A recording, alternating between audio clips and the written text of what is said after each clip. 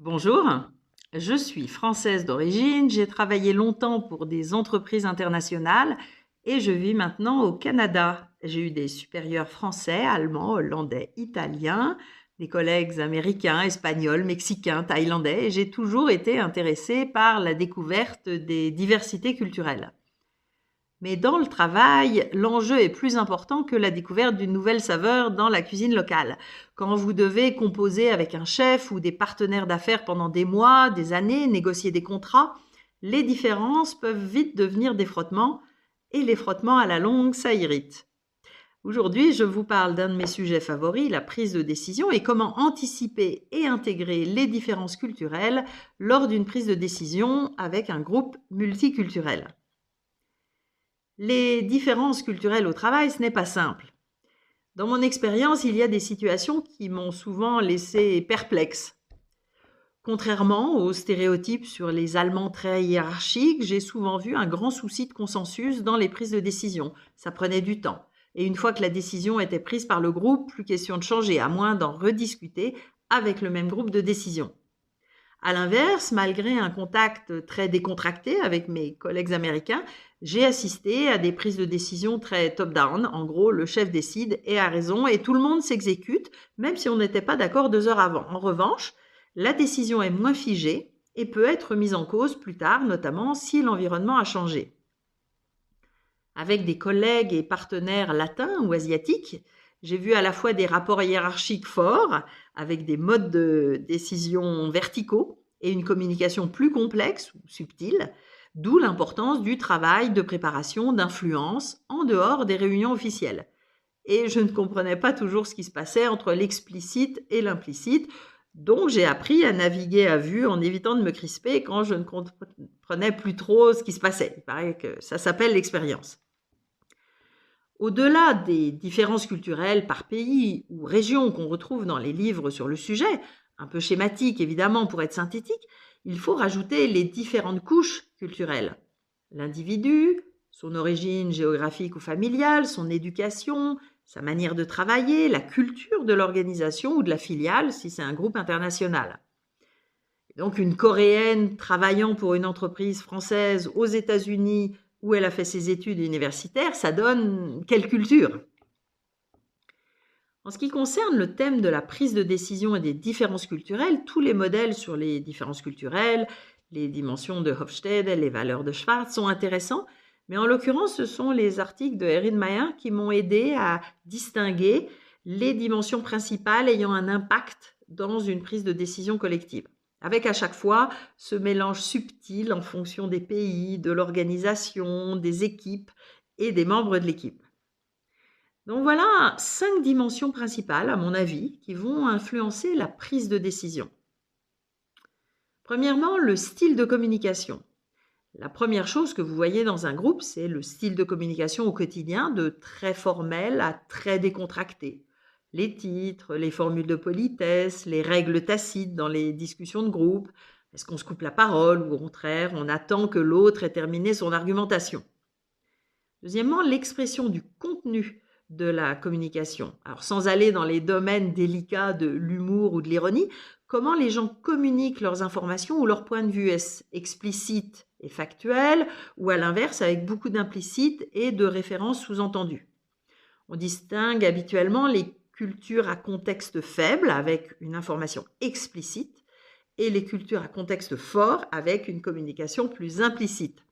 Cela affectera les attentes vis-à-vis des consignes, la manière de formuler des opinions et aussi, c'est quand même primordial pour valider une décision de ce que signifie un oui. Parce que cela peut signifier je suis d'accord, mais aussi j'ai entendu et je ne suis pas forcément d'accord. Troisièmement, le style de management, ça peut aller de très hiérarchique à très égalitaire et cela se reflète dans des structures en millefeuille de niveau hiérarchique ou au contraire des structures très plates. Mais parfois, vous pouvez avoir l'illusion de l'égalité, justement à cause d'un style de communication peu formel au quotidien, et soudain découvrir un style de management très hiérarchique au moment des prises de décision. Quatrièmement, le mode de prise de décision en tant que tel. Qui prend la décision avec quel process et en acceptant quel degré de conflit? Dans une culture à forte distance hiérarchique, les décisions sont attendues d'en haut et l'initiative individuelle n'est pas forcément valorisée. Dans les cultures à faible distance hiérarchique, les décisions sont souvent plus collégiales. Les cultures plus individualistes valorisent l'autonomie décisionnelle, quitte à faire passer certaines décisions en force, tandis que les cultures collectivistes privilégient donc le collectif et l'harmonie du groupe. Alors à propos d'harmonie, dans certaines cultures, dire non ou contester une décision en réunion est inenvisageable. Ça peut entraîner des pseudo-acquiescements suivis de passivité. Enfin, cinquièmement, le rapport au risque qui peut se combiner au rapport au temps. Certaines cultures cherchent à minimiser le risque et prennent des décisions très structurées et avec des solutions déjà très abouties, avec le risque du perfectionnisme. D'autres tolèrent davantage l'ambiguïté et improvisent plus facilement et vont privilégier une prise de décision rapide avec des solutions encore assez peu abouties, mais dans une démarche d'amélioration continue où on peut réorienter la décision assez rapidement si ça ne marche pas comme prévu. Avec ce sujet des différences culturelles, on peut facilement tomber dans des généralités ou de la caricature. Alors je précise, sur chaque dimension, il s'agit d'un continuum entre deux extrêmes et tout cela évolue en fonction des contextes et des acteurs en présence. C'est aussi à nuancer avec des différences régionales. Et puis, chaque organisation ou groupe à l'intérieur d'une entreprise, par exemple, a sa propre culture. Et enfin, chaque individu a sa personnalité qui peut influencer le groupe. Mais justement, la théorie et l'analyse peuvent aider à voir les choses sous un angle différent et à remettre en cause nos a priori, au moins pour être plus curieux et plus indulgents. Alors, je reprends cette articulation entre le style de communication, l'expression du contenu, le style de management, le mode de prise de décision et la relation au risque. Et ça devient complexe et parfois contre-intuitif. Donc oui, certains de mes collègues américains pouvaient avoir un style de communication très détendu qui laissait penser à un fonctionnement égalitaire, mais quand le chef avait décidé, tout le monde s'exécutait.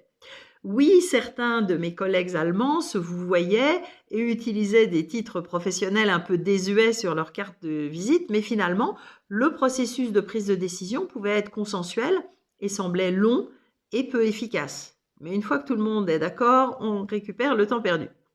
Oui, les réunions semblaient parfois superflues avec certains collègues asiatiques, car on ne faisait qu'entériner ce qui avait été validé à l'avance à grand renfort de diplomatie et d'influence. Si vous pilotez des projets avec des équipes multiculturelles ou si vous êtes expatrié, comment anticiper et mieux gérer les différences culturelles dans vos prises de décision? Il va falloir adapter votre communication et votre processus de décision pour créer de l'adhésion. Par exemple, en investissant du temps dans la compréhension des logiques locales pour comprendre comment vos collaborateurs conçoivent l'autorité, acceptent le conflit, communiquent les désaccords, prennent ou évitent des risques. En pratiquant la métacommunication, c'est-à-dire en explicitant vos propres modes de raisonnement et de fonctionnement, en expliquant comment la décision va être prise, par exemple, nous allons chercher un consensus, même si cela prend plus de temps, ou bien je vais écouter vos propositions, puis je prendrai une décision finale. Mais aussi en faisant, pourquoi pas, un sujet de discussion en tant que tel dans le groupe. Quel rapport avons-nous au temps, à la hiérarchie, au risque? Et en invitant chacun à s'exprimer, mais pas forcément en groupe ou au même moment de la prise de décision. Ça peut passer par des entretiens individuels en amont ou après les réunions, par des questionnaires de feedback anonymes.